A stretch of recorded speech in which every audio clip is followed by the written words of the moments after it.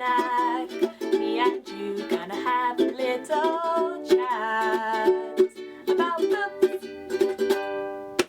Hi guys! So I am here today to do a video that you guys requested. Quite a few of you did actually request this video, both on Twitter and on YouTube. When I've been talking about the Wheel of Time books, you guys have asked me if I'm going to do an overall wrap-up of all of the Wheel of Time books and my opinions and my thoughts and how I felt about the series and all of that stuff. So yes, I am. I'm going to do a wrap-up of all of the books. I've done non-spoiler reviews for all of the books in the series, I think all of them on Goodreads and then from number 4 on YouTube, so I'll put links to them down below as well if you want to check out the non-spoiler versions. Do not watch this if you have no idea about the series. If you don't want to get spoiled for the series, don't watch this.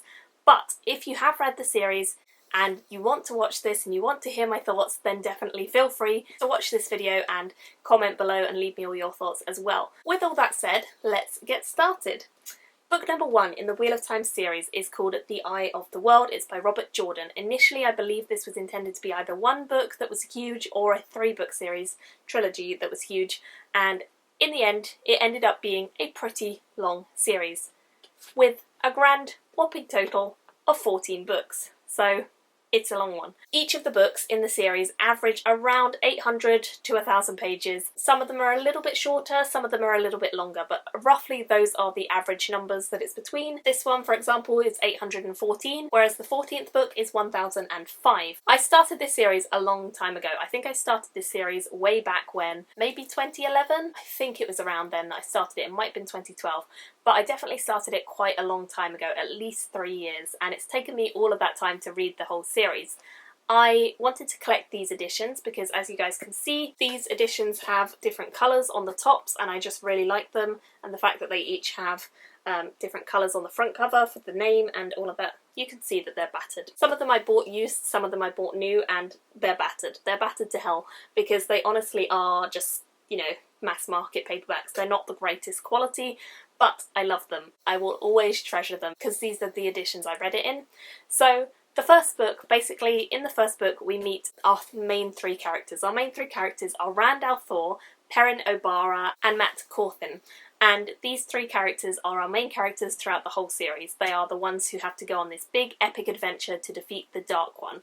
Basically, at the core of what this is, it's a massively epic adventure between these 3 characters who go all over the world exploring, meeting new characters, meeting different cultures, encountering the magic of the world, and really getting to understand what this world is all about, who they are, what they want to do, and how to fight the Dark One, because it's all about good versus evil, it's all about defeating the Dark One, becoming the best, making it alright for humanity to go on, because gradually as the series goes on we see that the Dark One gets more and more powerful. He's starting to have ripple effects on the world as we get further through, and he's starting to really influence bad things and make things happen that we don't want to happen, like people dying, people turning to the shadow, becoming dark, becoming evil themselves. And so we have these main 3 characters who are just village boys at the beginning, but by the end they're quite different. They're pretty badass, they're pretty exceptional, each of them has their own abilities. As the series go on, we learn that Rand himself is the Dragon Reborn, which is book number 3's title, and that he actually is destined to save the world. And he has these kind of vision powers, he has these problems with battling inside his mind. He kind of talks about like mental bipolar disorder. It's kind of similar to that, but it's a real person who lived many thousands of years ago inside his mind talking to him. It's really crazy, it's really weird and crazy when you think about it, but it is very interesting to read from his point of view. And as the series goes on, for a long time he's battling with whether he's mad, whether he's not. He doesn't know. He has to face these powers, he has to face this evil, he has to grow as a person, as a character. He's tested when things go wrong, when people he loved dies, because people do die. Yep, lots of people do die. Doesn't mean that they don't come back again, does it? No. I can't remember which book it is that Moraine dies in. I think it might be around the 6th one, which, let me just say, the 6th one is my favourite one that Robert Jordan actually wrote. I started this series because I wanted to get to the Brandon Sanderson books. I wanted to read everything by Brandon Sanderson, so that's why I initially started the series.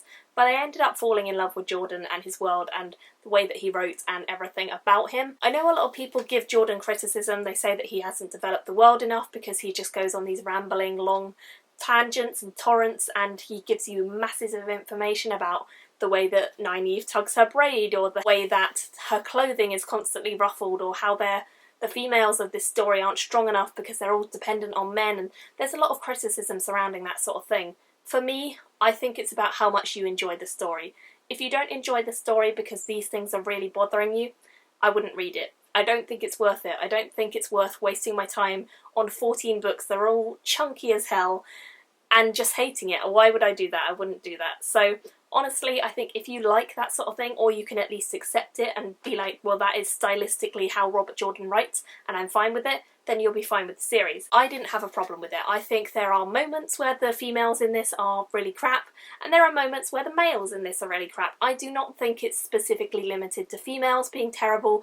There are definitely more moments where females are humiliated, or they are thinking about the males in their life who are going to help them, or things like that. But I do think it's something I can overlook, because personally, this for me is an adventure story. It's an epic quest. It's all about these characters really doing what they need to do and being who they are and discovering their full potential and becoming who they need to be in order to save the world from this massively horrible person or creature, which is the Dark Lord. This one was my favourite Jordan because of the ending. The ending at Demise Wells, as you know, is a massively epic battle. It's crazy, it's exciting, it's full of stuff going on. Perrin is epic. Perrin is so good. This is the last moment where Perrin is good until way later. Yeah, Perrin. Oh, I mean, Perrin. I don't even know what to say. Let's go on to that. These books, 7, 8, 9, 10, Perrin is crap.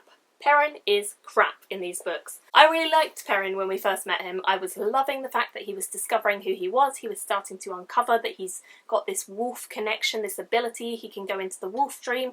He knows that he needs to control it. He knows that he needs to learn what to do and how to become who he needs to be in order to fight at the last battle. He needs to know all that.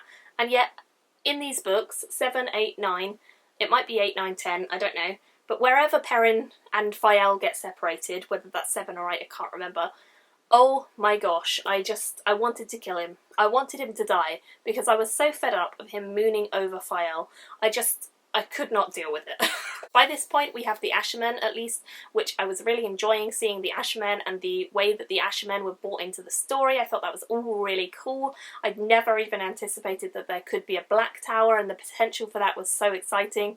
The fact that the whole time in this story we've been following the White Tower and all of the Aes Sedai, I was loving their storylines, and I was loving seeing the Aes Sedai and the inner workings and the histories and all this stuff, and obviously we find out a lot more about that later on when Egwene becomes the Amyrlin seat. I can never say that. But yeah, I never even thought about a Black Tower and an opposing force, and yet they're both good. Really exciting to see the Ashman. Kind of made up for the fact that Perrin is crap, but not really. Mat is a character who I've not actually spoken an awful lot about, and Egwene is a character whom I've only just mentioned. I think it's this one where Egwene becomes epic. It might be this one. Number 9. Definitely became my favourite character around this point of the series. She became epic, she became amazing, she stood up for herself, she fought against the rest of the people, she took control from the rest of the sitters in the White Tower. She took control away from them. They thought they were manipulating her, they thought that they could make her do anything, and they couldn't. She was just so cool. The Aiel are another people who I really enjoy.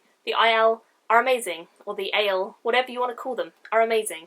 I found their customs, their culture so fascinating to read about. I was enjoying every second of it. I really liked it, and I thought it was so good.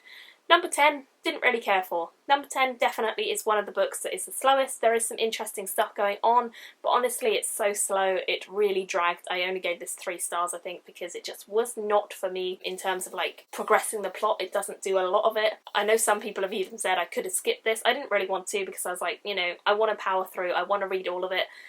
You could probably have skipped it. You could have probably just looked up a synopsis, but I'm happy that I read it anyway. Not my favourite in the series, definitely the worst one in my opinion. Basically, all of the books have something going on. If you were to break down it by book, which I can't do because I can't remember book by book, they all blur into one in my mind because I read them over such a long period. But if I was to break them down by book, something eventful, something exciting does happen in every book. I have to say that like the earliest few books, this one is The Great Hunt and The Dragon Reborn, which are the second and the third, they were definitely some of my favourites. I think the fourth one I enjoyed as well, The Shadow Rising, but the fifth one was kind of slow for me. The sixth one I really, really loved. The 7th, 8th, 9th, 10th were all a bit meh. Like 7, 8, 9 and were alright, and then 10 was just no, and Perrin was crap, and Vielle was annoying. So that was all a little bit like, eh. But there were other storylines going on too, which were epic. Number 11 in the series, Knife of Dreams, is where Robert Jordan started to try to bring things back together, which I appreciated. I liked that he was trying it and he was starting to bring the threads back together, but honestly he was doing it a bit too slow.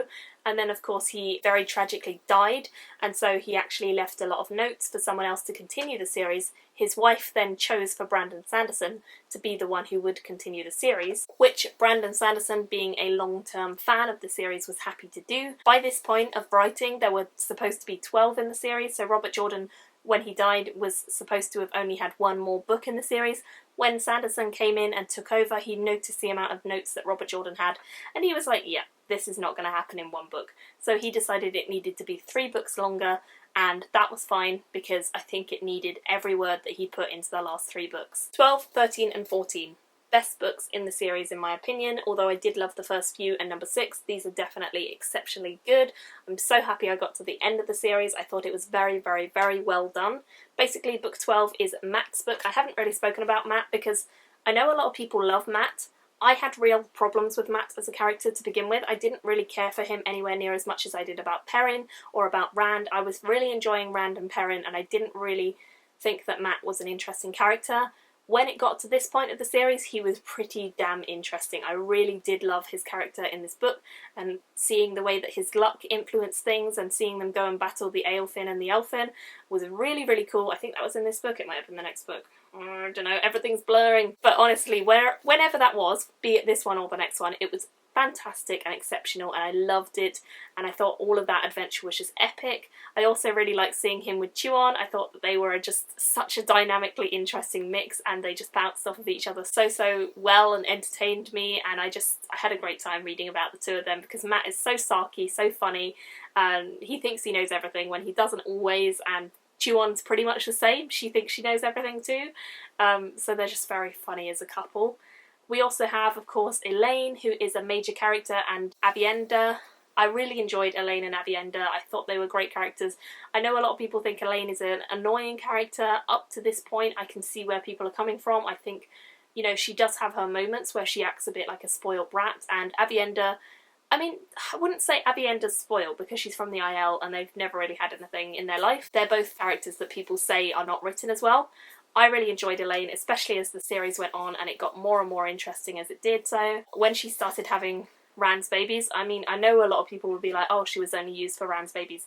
In my opinion, she didn't really take care of the babies, did she? She went into battle with them and stuff. But even so, I just thought it was pretty epic, and I loved seeing her assume the role of queen, and I loved her whole battle against all the other houses and all the other people who were trying to take the throne, and seeing how she dealt with that.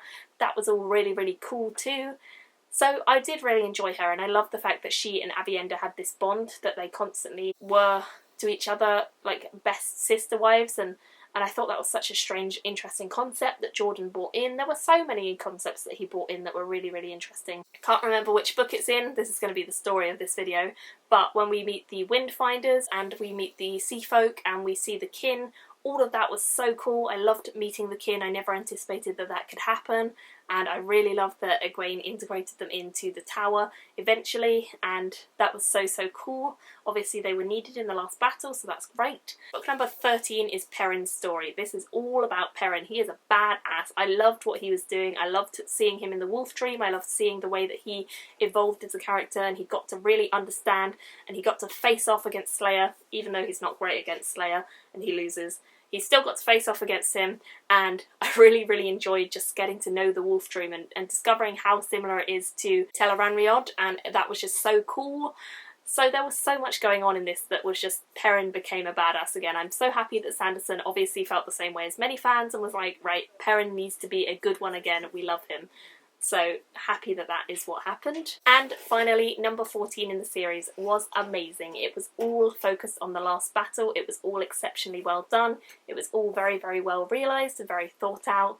And I think Sanderson did an excellent job with all of it. I loved the way it ended. I thought it was all perfectly balanced and well done, well considered. I loved that all the ogres came back. Loyal is great. He was one of my favourite characters for the first few books, and I was so happy that he was back in it by the end. There was just a lot of really fantastic stuff in this, and I would love to hear your thoughts, because I'm sure there is a load of stuff I've forgotten. If you guys have anything you want to say about the whole series, feel free to leave spoilers in the comments. I've said this is a spoilery video, I've said it will have spoilers in the comments. I would love to hear your thoughts about anything, everything I've mentioned, everything I've forgotten. Leave me all your thoughts. I would say that this is probably a 4-star series overall for me. I gave a lot of the books 4 stars, 4.5 and a few of them 5 stars, and it's just a good series, so yeah. I loved it. Being a female, I can say that, it's fine, I don't mind about the supposed female lack or anything like that. Doesn't bother me. I don't think it's a real issue. I can see where people are coming from and I love discussing it, so definitely leave me your comments if that is the view that you have. But honestly, I just think it's a great adventure, and for me it's all about the enjoyment, and I got a lot of enjoyment from this series. So that is all I have to say about it for now. Thank you guys for watching, and I will see you all again soon in another video. Bye! Me and you gonna have a little chat.